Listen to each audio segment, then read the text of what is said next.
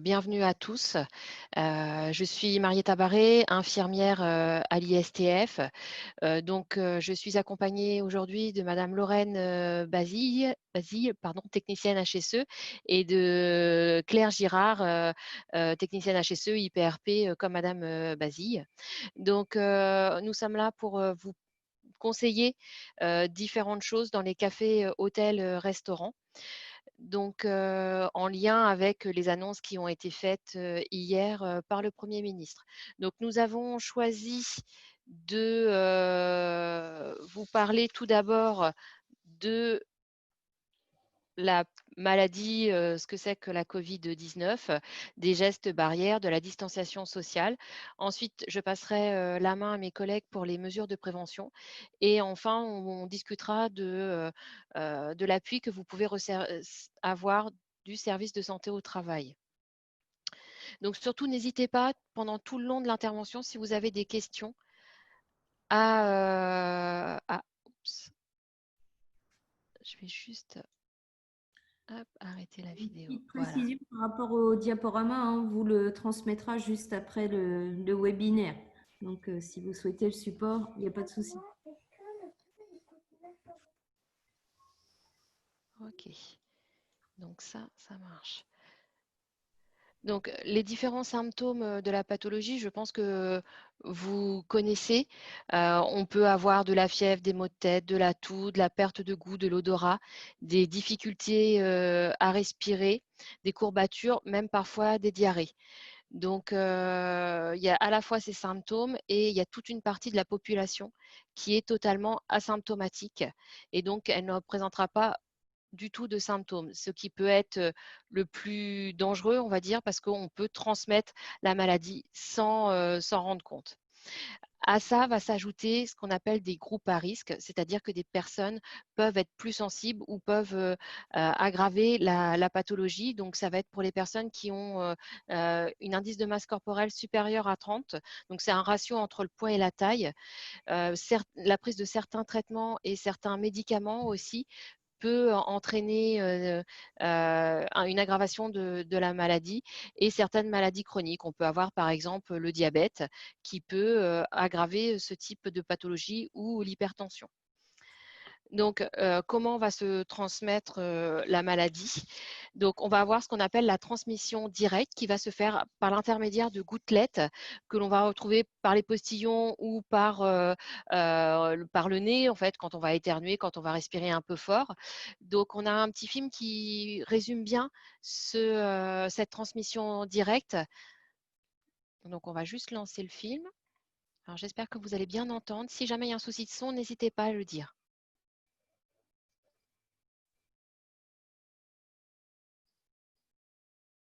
Alors, je crois qu'il y a un petit souci de son. Donc, vous voyez que les petites gouttelettes jaunes et rouges vont se disperser dans l'air. Les plus légères sont les rouges. Les vertes vont être les plus lourdes. Elles vont très rapidement se disposer au sol, alors que les rouges, les plus petites, vont rester en suspension dans l'air et on va les retrouver, celles-là, jusqu'à au moins 20 minutes après le départ de ces gouttelettes au niveau de la bouche ou du nez. Donc, il faut savoir que ces gouttelettes, on va les avoir quand on va parler, mais aussi quand on va faire du sport, par exemple, ou si on parle fort, on va envoyer ces gouttelettes encore plus loin. Je pense par exemple, si jamais vous avez des personnes qui peuvent mal entendre, on va être obligé de parler un petit peu plus fort et donc on va les envoyer plus loin, ces gouttelettes, donc ça peut être plus dangereux. Donc on parle de ce mode de transmission directe, mais on va aussi avoir ce qu'on appelle un mode de transmission indirect. Donc, le mode de transmission indirect, en fait, c'est lorsque nous allons toucher les surfaces qui vont être potentiellement contaminées. Donc, on va toucher une table, une chaise, on va mettre la main au visage, à la bouche, etc. On va manger et donc, en même temps, on va se contaminer avec ces gouttelettes. On a un petit film qui représente bien ce mode de contamination indirecte qui en fait parle de la contamination au sein des supermarchés, mais je pense que ça peut être intéressant pour vous. Alors, j'espère qu'on va avoir le son sur celle-là. Non, le son n'apparaît pas non plus sur celle-là. Désolée pour le petit problème technique. A beaucoup plus de risques de ça y est, transmettre le coronavirus que d'en tomber gravement malade. on a le son là. Alors, responsabilisons-nous en nous comportant comme si nous étions nous-mêmes porteurs du virus. 80% des personnes malades n'iront pas à l'hôpital. Et on estime que la moitié des personnes infectées ne présenteront pas le moindre symptôme. La toute première personne infectée n'a peut-être jamais ressenti les effets de la maladie.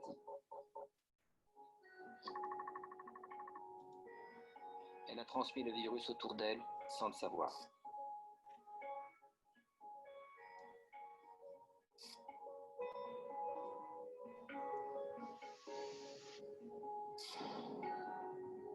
Et aujourd'hui, l'épidémie touche le monde entier.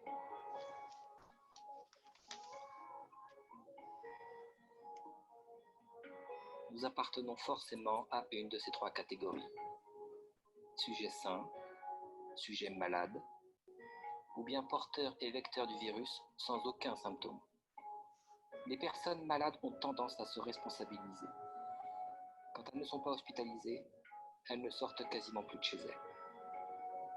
Elles respectent les gestes barrières et portent des EAP, c'est-à-dire ces écrans anti-postillons comme tissu, les masques chirurgicaux et les écrans faciaux. Les sujets infectés sans symptômes qui ne portent pas d'écran anti-postillon sont les premiers vecteurs de la pandémie. Allons faire un tour au supermarché du coin, haut lieu de transmission en période de confinement.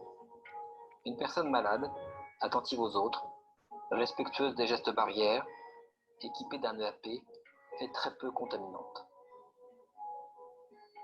Un malade qui s'ignore et qui ne porte aucune protection représente un risque de contamination beaucoup plus important. Si je suis infecté, mais sans symptômes, et que je ne porte aucun dispositif anti-postillon, je suis sans le savoir un important vecteur de contamination des autres. Si en revanche je porte un masque, j'évite de disperser les virus sur les aliments et les gens que j'approche. Et si je porte un écran facial, je protège encore mieux les autres et l'environnement. Donc, comme vous pouvez voir sur ce petit film, en fait, comme je vous ai dit tout à l'heure, il y a un certain nombre de personnes qui sont des porteurs sains et s'ils n'utilisent pas de moyens de protection, ils peuvent contaminer un certain nombre de personnes de façon totalement fortuite. Et donc, tout l'intérêt pour vous, qui allez être en contact avec beaucoup de public, de prendre diverses précautions pour ne pas vous contaminer et contaminer vos salariés. Donc, en termes de moyens de protection, il y a toutes les mesures barrières qui vont exister. Donc, vous les connaissez, hein, se laver les mains très régulièrement, tousser ou éternuer dans son coude ou dans son mouchoir, utiliser un mouchoir à usage unique et le jeter. Saluer sans se serrer la main, éviter les embrassades. Quand on parle de se laver les mains, il faut se laver les mains correctement. Donc, à l'eau et au savon, et s'essuyer les mains avec soit des essuie-tout ou quelque chose à usage unique et ensuite le jeter. Il faut éviter tout ce qui est séchoir électrique ou à air pulsé.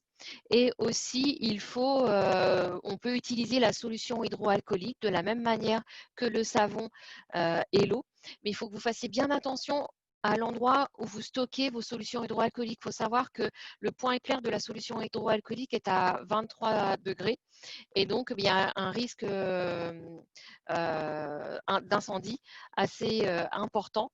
Donc là, on va arriver dans des périodes où il va faire chaud. Donc l'endroit où vous allez stocker l'endroit de la solution hydroalcoolique est relativement important. Donc Lorraine, est-ce que tu veux bien lancer le film ? Le lavage des mains avec une solution hydroalcoolique si vous avez, avec de l'eau et du savon, c'est évidemment parfait. Là, on a pris un peu de peinture, c'est simplement pour vous montrer comment on doit se laver les mains, parce que c'est pas simplement parce qu'on fait ça, terminé, qu'on s'est lavé parfaitement les mains et que donc on se protège. Donc là, on va le faire. Hein. Voilà, je fais comme si c'était du savon, et bon, sans être très très rapide, on va quand même le faire correctement. Voilà, on passe un peu de temps à se frotter les mains avec ce savon. Et quand on a fait ça, vous voyez que quand même, il reste du blanc. Et le blanc, c'est là-dessus, évidemment, que va venir se fixer le virus en cause. Et donc, c'est avec ça qu'on va pouvoir se contaminer. Vous voyez qu'il y en a quand même à plusieurs endroits. Donc ça, c'est déjà bien, mais ce n'est que le début. Ensuite, on doit frotter comme ça. Il faut évidemment s'occuper des ongles qui n'ont pas été nettoyés par ce que j'ai fait pour l'instant. Donc ça, on le fait avec du temps et on n'oublie pas le pouce parce qu'en général, celui-là, il passe à l'as. Et puis, vous voyez que là, pour l'instant, le haut des mains et les poignets sont vraiment pas du tout protégés. Donc, on doit passer, alors je ne peux pas aller très haut parce que sinon, je vais être envahi de peinture bleue, mais il faut vraiment ensuite s'occuper du haut de la main ici et des poignets. Vous voyez le temps que ça a pris pour que ça soit à peu près correct. Donc, on fait ça. Vous voyez, encore, il en reste. On fait ça vraiment avec attention, on prend son temps et on essaye de vérifier qu'on a vraiment nettoyé partout. Voilà. Donc, ce film, par exemple, vous pouvez le retrouver sur le site de l'ISTF. Donc, on a les mesures barrières et donc, voilà, on a aussi les différents équipements de protection que l'on peut utiliser. Donc, vous connaissez les masques. Donc, on a à la fois les masques chirurgicaux ou masques sanitaires en tissu ou à usage unique qui doivent être jetés tous les 4 heures. Le masque filtrant ou masque FFP2 qui est plutôt réservé à tout ce qui est médical et qui doit être changé au maximum. On peut l'utiliser pendant maximum 8 heures. On vous a mis ensuite une diaporama sur l'entretien des masques dits alternatifs, donc les masques en tissu, donc lavables. Il faut suivre les indications qui sont notées sur les emballages des masques. Vérifiez bien que vos masques sont de type AFNOR sur la façon de créer en fait le masque. Il faut le laver normalement à 60 degrés pendant 30 minutes, surtout pas le faire bouillir. Et donc, on peut faire, si vous ne lavez pas à 60, à 40 degrés sur un cycle long et le repasser ensuite. Ne pas utiliser de solution alcoolique dessus, par exemple, ne pas utiliser d'adoucissant dessus. C'est des choses qui sont importantes parce qu'après, on peut…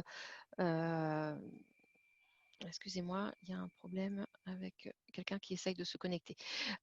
Voilà. Donc, ça, c'est pour l'utilisation des masques.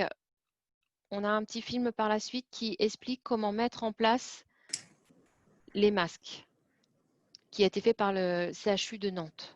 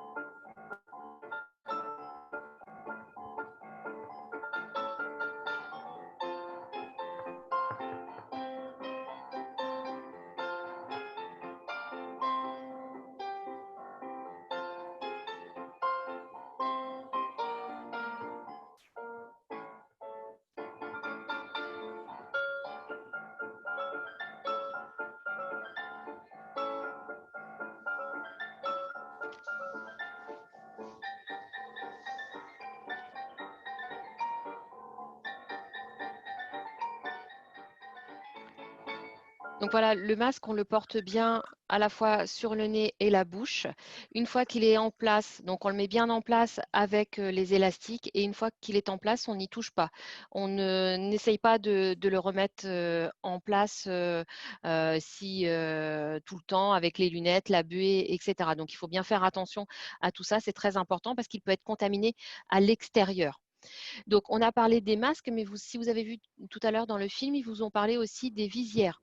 Donc, les visières ou écrans faciaux sont un complément à l'utilisation du masque. Ils vont protéger les porteurs des grosses gouttelettes émises immédiatement après la toux. Vous avez vu ces gouttelettes qui vont très rapidement descendre vers le sol. Elles vont être, vous allez pouvoir être protégé grâce à ces écrans faciaux, mais pas les petites particules fines. Elles vont protéger tout le visage et elles vont empêcher la personne en fait de se toucher le visage du fait de la barrière de l'écran. Bien sûr, il faut bien nettoyer la protection après l'utilisation. Donc, ça, c'est dans les cas de la protection.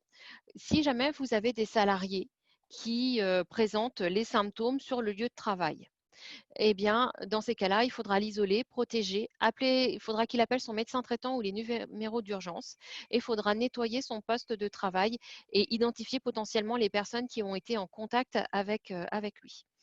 Si un salarié a été en contact avec quelqu'un qui a présenté des symptômes de Covid ou est Covid positif, si c'est possible, bon, ce n'est pas forcément le cas dans votre activité, mais préférez toujours le télétravail et on recommande à ce qu'il porte un masque pendant 14 jours et il faut bien nettoyer les locaux et on vous conseille d'appeler le médecin du travail référent de l'entreprise.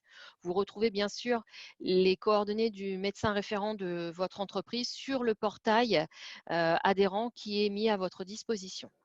Vous avez entendu certainement hier dans l'intervention du Premier ministre l'application Stop Covid qui va être mise en place à partir du 2 juin.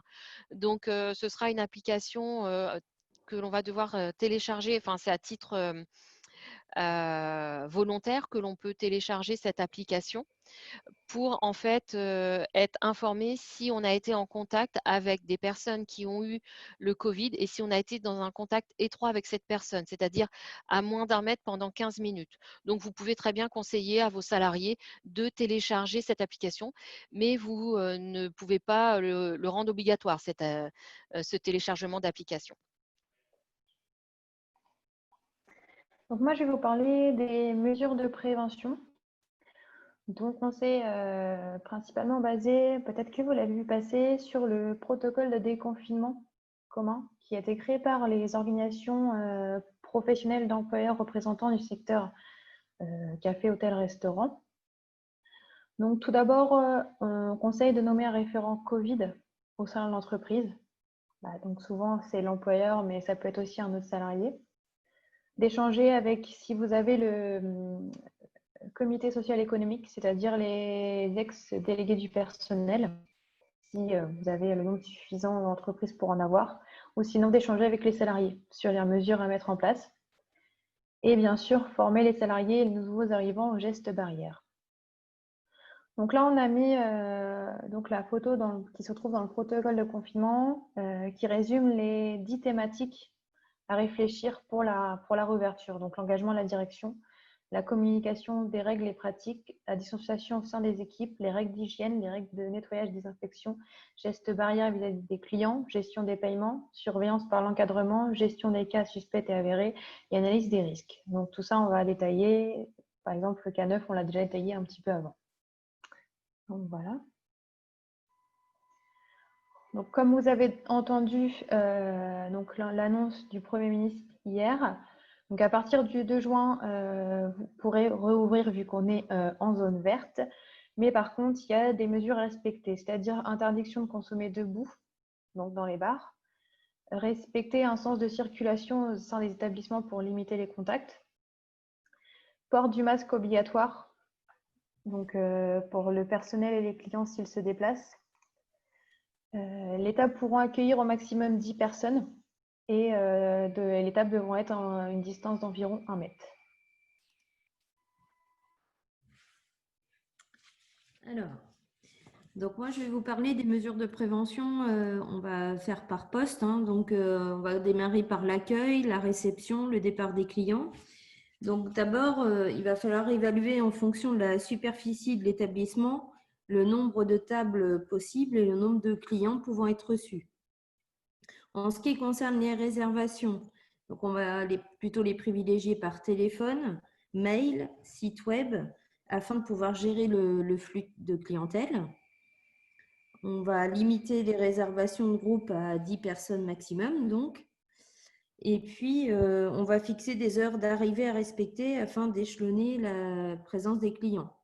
On va échelonner les arrivées, les départs pour toujours assurer un flux de clientèle restreint. On va aussi établir un plan de circulation pour limiter les croisements et respecter les distanciations au sol, hein, avec notamment un marquage au sol pour faciliter la circulation de la clientèle. Si possible, on va laisser les portes ouvertes, hein, toujours pour aérer les locaux, tout en veillant toujours à réguler le flux de clientèle. Donc l'aération, c'est très important, hein, pour renouveler l'air de l'ensemble de vos locaux. On conseille au moins 15 minutes minimum 3 fois par jour, mais si on peut laisser les portes ouvertes le plus possible, c'est l'idéal. On va ne pas utiliser de vestiaire pour les vêtements des clients. Mettre en place un plexiglas séparant le salarié du client, hein, au niveau de la bande d'accueil. Donc, comme je disais, marquage au sol, distanciation à l'entrée, bien afficher les règles à respecter à l'entrée et bien les expliquer aux clients. Plus vous allez expliquer les choses en amont, moins les demandes, les mécontentements de vos clients seront nombreuses. Hein, donc, bien les informer lorsqu'ils partent par affichage, par téléphone lorsqu'ils prennent les rendez-vous, sur les réseaux sociaux éventuellement si vous les utilisez, mais plus vous informerez les choses, mieux ça se passera. Demandez aux clients de se désinfecter les mains en entrant, donc mettre à disposition, hein, une solution hydroalcoolique avec un bouton poussoir à l'entrée. Et puis prévoir une zone de dépose des documents, des clés, des cartes, toujours pour faciliter sa désinfection. Voilà. Moi, je vais vous parler du service en salle, du service en chambre et au niveau du bar. Donc, comme on a dit un petit peu plus haut, il n'y a pas de prise de consommation au comptoir puisqu'on n'aura pas le droit de rester debout au niveau du bar. Donc, plutôt les privilégier donc à table et les ramener à table. Privilégier la prise de commande automatique pour limiter les échanges papier. Certains utilisent des papiers du coup en commande et les envoient en cuisine. Donc, ça évitera l'échange de papier, plutôt utiliser des terminaux. Et si on utilise des terminaux, bien les désinfecter après chaque utilisation. Réaménager l'implantation des tables, oui, pour respecter la distance d'1 mètre, comme on a parlé. Au niveau des menus, privilégier l'affichage de type soit ardoise, soit QR code. Et si on n'a pas le choix, des menus, mais les plastifier pour faciliter du coup la désinfection de ces derniers. Dans la mesure du possible, c'est d'éviter la mise en place des bannières de pain, des assaisonnements et des carafes d'eau. Plutôt privilégier le format sachet individuel et le service à table par le serveur. Bien sûr, se laver les mains très régulièrement et au service, porter un masque de protection. On conseille de supprimer le self-service, c'est-à-dire que principalement, par exemple, le buffet à disposition où les gens doivent se lever pour aller choisir l'entrée, etc. Parce que tout ça, ça risque déjà, il faut se lever. Donc, c'est-à-dire dans une entreprise, l'utilisation des couverts par plusieurs personnes, donc risque de contamination. Donc, autant supprimer le self-service. Nettoyer les tables et chaises entre chaque client. Donc, entre chaque réservation, il faut nettoyer. Et attribuer dans la mesure du possible des outils de travail individuels propres à chaque salarié pour le service, c'est-à-dire un stylo, un décapsuleur, plateau individuel. Et j'ai oublié, pareil, pour le QR code, on peut également mettre en place dans les chambres, s'il y a un room service, un système de QR code ou de menu plastifié aussi pour en chambre, comme ça ils ont déjà sur place, c'est plus facile pour appeler. Voilà.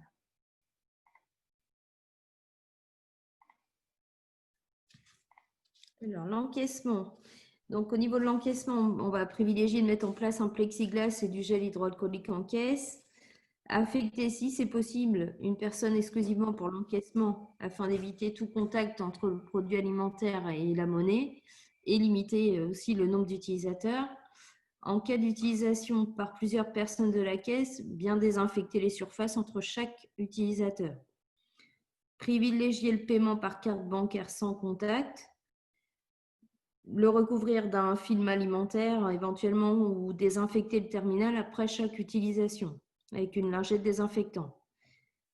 On va conseiller aussi de fixer les tarifs à prix rond pour éviter le rendu de monnaie Et si on règle par chèque, de demander aux clients d'utiliser leur propre stylo ou à défaut de mettre à disposition un stylo à désinfecter après chaque utilisation.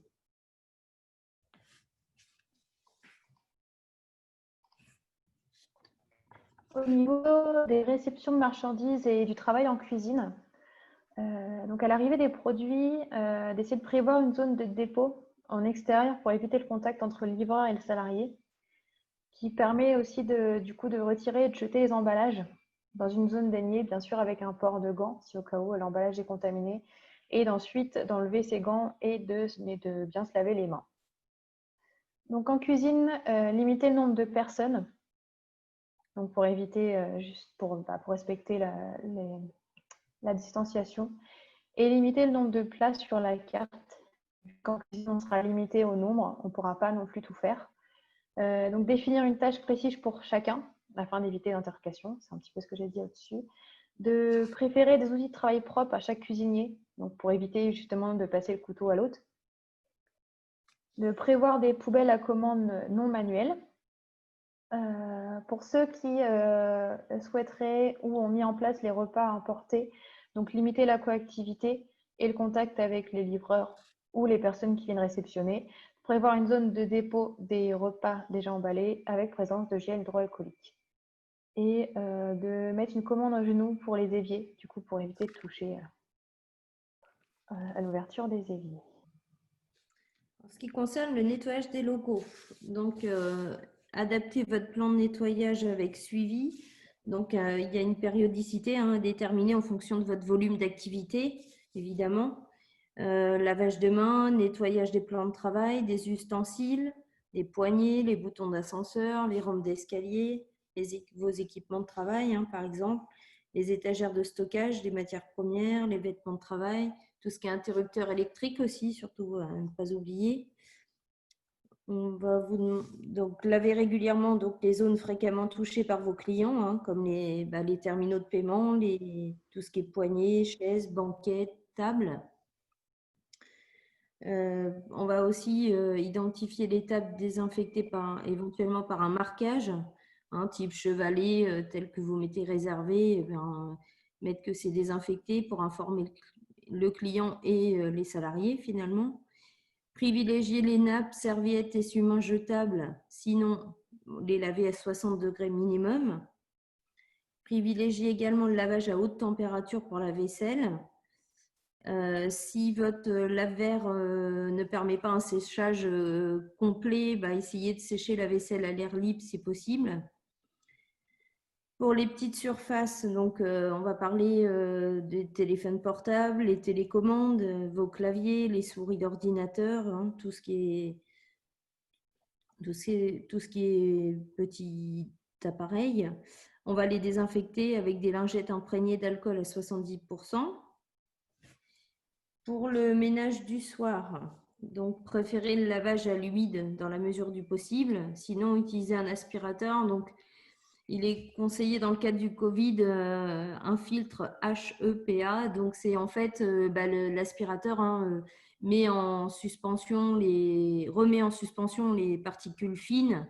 Donc, évidemment, il va falloir soit un filtre spécifique pour éviter qu'elles se dispersent, ou si vous ne disposez pas de moquette, préférez le lavage à l'humide. Donc, mettre les déchets dans un sac poubelle spécifique fermé, toujours évacuer les déchets le plus possible et minimum tous les soirs.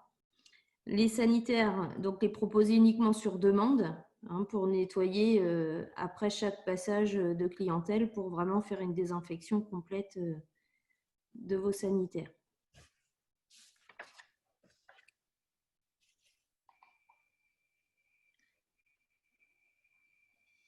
Alors, l'entretien, le nettoyage des locaux, donc au niveau de vos produits, on va vous demander d'utiliser un détergent désinfectant ou un virucide.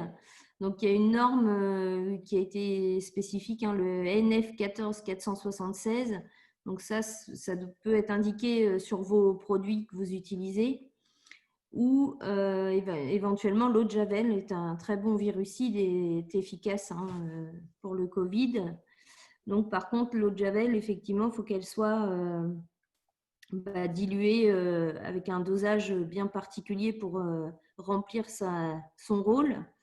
Donc, par exemple, pour vous donner une idée d'un bidon pour un seau de 5 litres, par exemple, il vous faut 1 litre de Javel et 4 litres d'eau. Et pour un seau de 10 litres, 2 litres de Javel et 8 litres d'eau. Voilà, donc ça, c'est la bonne formulation de dilution de la Javel pour qu'elle soit complètement efficace.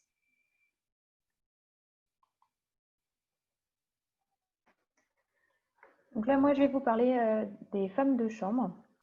Donc, on préconise du port de gants et de masques et de changer de gants à chaque chambre. D'attribuer des horaires pour la lingerie, tout simplement pour limiter la distanciation avec d'autres personnes. Des fois, on a des petits locaux. Donc, pour la prise de drap, pour la préparation des chariots, pour l'évacuation du linge. Répartir le tâche de travail pour éviter les croisements du personnel. Donc, si c'est possible, attribuer un chariot par personne et du coup avec un gel hydroalcoolique et des outils personnels. Mettre en place des consignes pour les clients, donc par exemple les marches en avant. Envisager la suppression des cafetières-boire en chambre. Éviter de secouer les draps lors de recouches. Étudier la possibilité de mettre en place des consignes pour les clients avec l'ouverture de la fenêtre au départ, mise des serviettes sales dans un contenant spécifique fermé, par exemple. En complément pour les salariés, donc attribuer les pauses, y compris les repas par roulement. Limiter le nombre de personnes dans les espaces de convivialité ou salles fumeurs s'il y en a. Effectuer un nettoyage désinfectant de la salle de pause et de toute surface ou équipement en contact avec les mains. Pour les vêtements de travail, habillage et déshabillage. Dans les vestiaires, prévoir une poubelle à commande non manuelle pour déchets, savon, lingettes, gel hydroalcoolique, masque. Cadencer l'arrivée des salariés pour permettre à chacun de se changer dans les vestiaires ou de respecter simplement la distanciation sociale.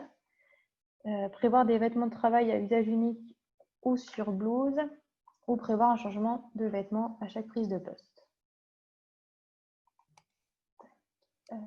Si le nettoyage des vêtements est externalisé, prévoir une poubelle pour les vêtements de travail sales, sinon prévoir un contenant à usage unique par salarié pour le transport de ces vêtements sales, les laver à 60 au minimum 30 minutes. Prévoir une zone de stockage des sacs hermétiques de vêtements sales et retour des vêtements propres accessibles aux seuls livreurs veillant à limiter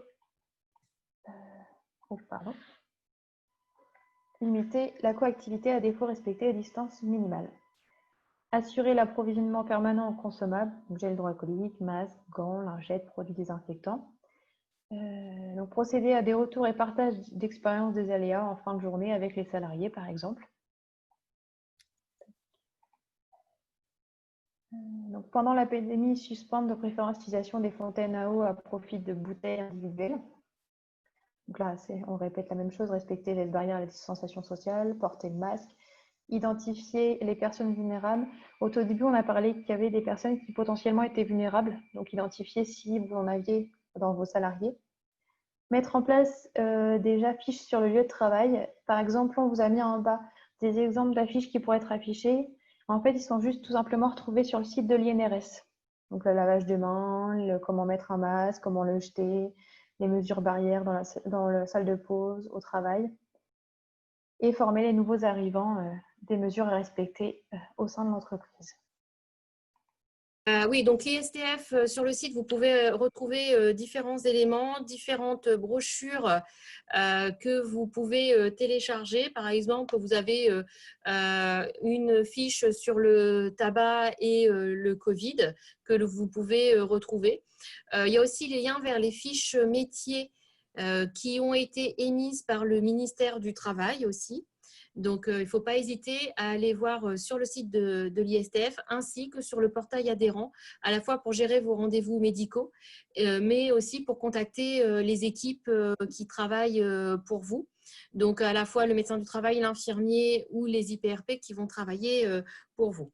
Il faut savoir que au mois d'avril, il a été mis en place il y a eu un décret qui est apparu pour adapter temporairement le suivi des salariés en fonction du type de visite qui était demandé.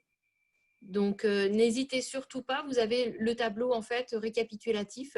En fait, les délais ont été plus ou moins allongés en fonction du type de visite. Donc, il y a le tableau récapitulatif, je pense qu'il parle de lui-même. Je ne vais pas vous lire toutes les lignes. Tu peux passer, Lorraine, je pense. Tout le monde a... Donc, on va y avoir aussi, pour vous, en fait, différentes façons de travailler. En fait, voilà, vos nouveaux embauchés vont bénéficier de téléconsultations ou alors être vus en présentiel en fonction du type de poste de travail et le médecin du travail va vous conseiller pour ça. Incitez bien vos salariés qui sont vulnérables. Donc, je vous ai parlé des personnes qui ont des indices de masse corporelle supérieurs à 30. S'il y a des salariés qui ont des pathologies chroniques, aller voir le médecin du travail, solliciter les visites de reprise. Si vous avez eu des salariés qui ont été arrêtés pendant cette période, on vous recommande très fortement de demander des visites de reprise. Si jamais vous avez une question, eh bien, contactez le médecin du travail. Vous pouvez aussi, vous, à titre personnel, en tant que dirigeant, demander à être vu par un médecin du travail. C'est dans le cadre de notre projet de service qui s'appelle Santé des dirigeants, parce qu'on sait bien qu'un dirigeant doit être en bonne santé pour que l'entreprise puisse fonctionner correctement. Donc, n'hésitez pas, en toute confidentialité, vous pouvez demander à venir rencontrer un médecin du travail. Il existe aussi ce que l'on appelle la psychocrise sur rendez-vous. Donc, pour tout ce qui est problème financier, problème d'inaptitude, on peut demander un rendez-vous auprès de notre assistant social. On a aussi les psychologues qui peuvent intervenir quand il y a des anxiétés sur la reprise du travail. Je sais que voilà, on peut se poser plein de questions, on peut avoir des peurs. Nos salariés peuvent avoir des peurs, donc il ne faut pas hésiter à demander un rendez-vous auprès de nos psychologues. Le risque de contacter le Covid, la perte d'un proche aussi qui malheureusement aurait pu arriver.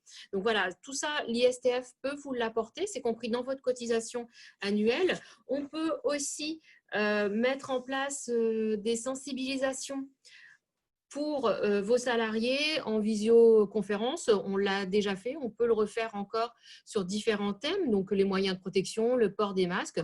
Donc les fois où on l'a fait, on était sur un format de 30 minutes de sensibilisation et puis 10 minutes de questions-réponses. Donc on était aux alentours de 40-45 minutes avec des groupes de 10 à maximum 10 personnes. C'est pas mal parce que c'est pas en webinaire, c'est en réunion, donc les gens peuvent poser les questions en direct. Donc c'est plutôt intéressant.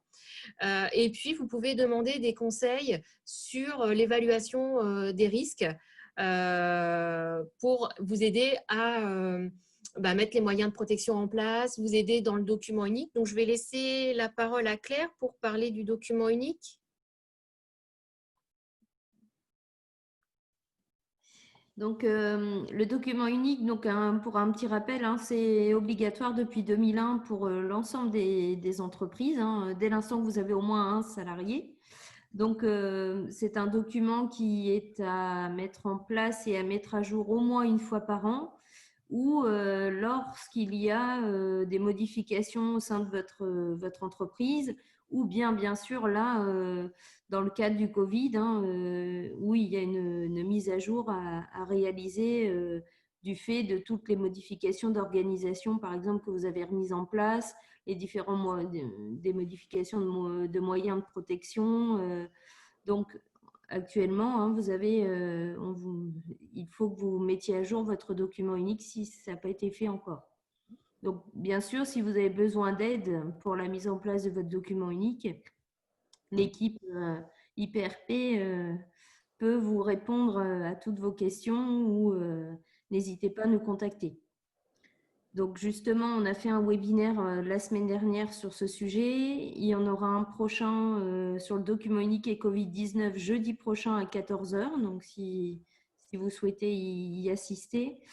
Et une autre thématique également en webinaire le mardi 9 juin à 10 h sur prévenir les risques psychosociaux dans le contexte Covid. Donc, vous pouvez vous inscrire, hein, comme vous l'avez fait pour aujourd'hui, sur notre site internet.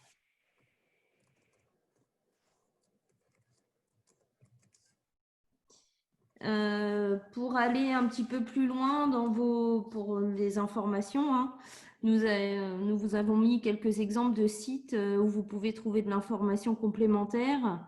Donc, par exemple, le menu QR code, hein, il y a un site internet qui permet de vous expliquer comment le mettre en place. Un outil aussi pour vous accompagner dans la mise en place de vos nouvelles implantations. Ça s'appelle MAV Implant, qui peut vous aiguiller un petit peu. C'est quelque chose qui a été fait par l'Institut national de la recherche et de la santé et sécurité. Sur le même site, hein, de l'INRS, vous verrez, il y a tout un tas d'affichages qui peut vous permettre de les mettre au sein de votre établissement.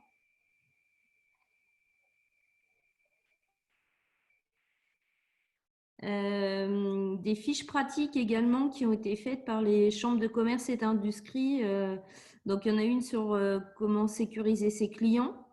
Une autre, il y a une checklist qui vous permet de mettre en place sur la mise en place des mesures sanitaires. Et une autre information également sur le site de la CARSAT Normandie, où il y a une proposition de subvention pour aider à prévenir le Covid-19 au travail. Donc voilà, tous ces plus notre site istfécamp.fr où il y a plein d'informations et d'actualités sur le sujet.